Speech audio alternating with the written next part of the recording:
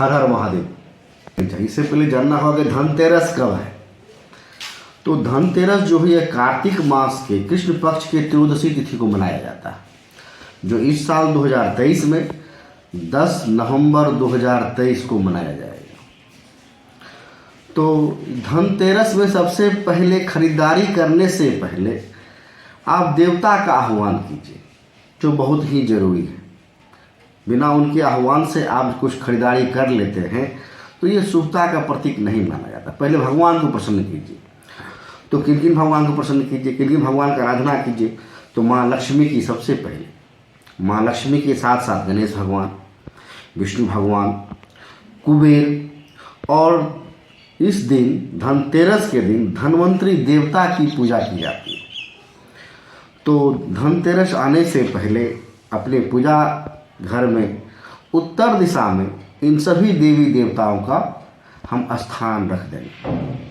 और जैसे ही 10 नवंबर 2023 आवे, इस दिन हम लोग खरीदारी के लिए तैयार हो जाएंगे।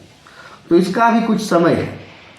तो जो त्रयोदशी तिथि हमने कहा कि कार्तिक मास से कृष्ण पक्ष त्रयोदशी तिथि को यह मनाया जाता है, मिथिला पंचांग के अनुसार यह 10 तारीख को 11:57 के बाद प्रवेश कर जाता है।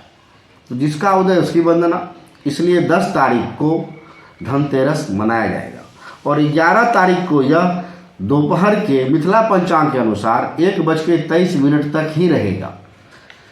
पंचांग के अनुसार यह समय वैरी कर रहा है, इसलिए 11 नवंबर 2023 को लगभग 2 बजे तक खरीदारी करने की शुभ मुहूर्त है। हम लोग खरीदारी आराम से कर सकते हैं। ये पंचांग के अनुसार वैरी करता है। तो सबसे पहले है क्या, खरीदारी जो हम लोग करेंगे, किस चीज़ की खरीदारी करनी चाहिए, किस चीज़ की खरीदारी नहीं करनी चाहिए, इस पर सबसे पहले फोकस देना।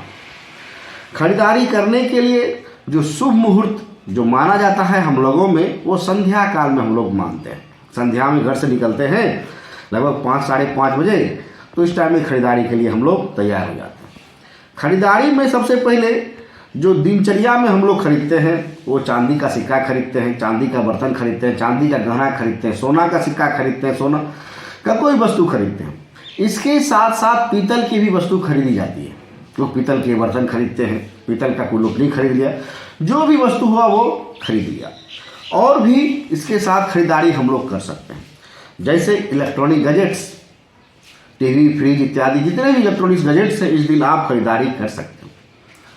और आप लोग ध्यान रखते होंगे कि इस दिन हम लोग माता लक्ष्मी और गणेश की मूर्ति भी खरीदते हैं।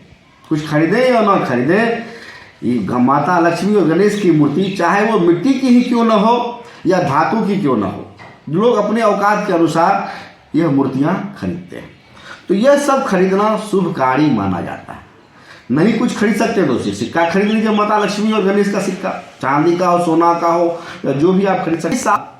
हम लोग जो है कुछ अलग ढंग से भी कुछ वस्तुएं खरीद सकते हैं, जैसे शंख, रुद्राक्ष।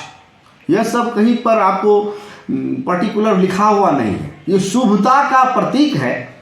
अच्छे कर्म के लिए, अच्छे फल प्राप्ति के लिए इसकी खरीदारी होती है। क्योंकि शंख जो है भगवान विष्णु के हाथ में है, रुद्राक्ष जो भगवान भोलेनाथ के हाथ में है, जो कि शांति प्रदान करता है, मन को शांत रखता है। शंखनाद जो है, इससे हमारा वातावरण गुंजायमान होती है, जिससे लोग प्रसन्न होते हैं। तो ये सभी वस्तु भी हम लोग इस दिन खरीद सकते हैं। इस सब खरीदने के बाद कौन कौन सी वस्तु न खरीदें, इस पर विशेष रूप से ध्यान देनी चाहिए। हाँ, इसमें एक चीज़ और है जिसको आप खरीद सकते हैं और जो खरीदी जाती है, और वो है झाड़ू। कुछ खरीदें या ना खरीदें, लोग एक झाड़ू खरीद करके 100 रुपया में अवश्य घर लाते हैं।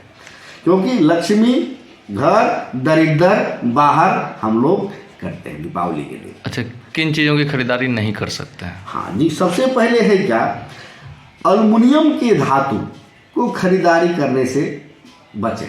इसके साथ साथ धारदार वस्तुएं, चाकू, छुरी, दबिया, तलवार इत्यादि, लोहा की वस्तुएं, कुदाली, कुल्हड़ इत्यादि, ये सब जो है ना खरीदें। इसके साथ साथ प्लास्टिक की वस्तुएं, टिफिन क्लियर ले लिए या प्लास्टिक का कोई सामान ले लिए, तो इस दिन ना ही खरीदें। इसके साथ और भी आता है कांच की वस्तुएं, चलो भाई 500 कप ही ले ले, जी नहीं, कब दूसरे दिन लिया जाएगा। शीशा का बर्तन दूसरे दिन लिया जाएगा, तो कांच की वस्तुएं भी ना खरीदें। घर की रोजमर्रा का सामान आप लेना चाहते हैं तो लें, मगर तेल घी को वर्जित रखें।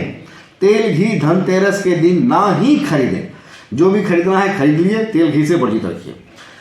क्योंकि इस दिन जो है हम लोग माता लक्ष्मी की पूजा करते हैं, भगवान विष्णु की पूजा करते हैं, कुबेर की पूजा करते हैं, धनवंतरी देवता का पूजा करते हैं।